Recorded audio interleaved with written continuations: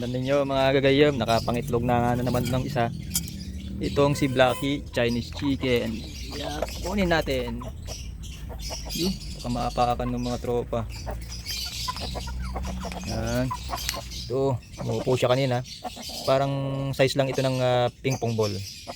Yan. Dahil hindi marunong maglimlim itong Chinese chicken na to, eh iniipon ko na lang yung itlog niya. So, dito ko linalagay yung mga nako-collect na itlog. Yan. Ito ngayon yung pang 5. Una-una ang itlog ng Shamo chicken. Malaki ang diferensya. So, yan. Okay. Pag nakaipon ulit ako, di ilalagay ko sa incubator para doon sila mamisa.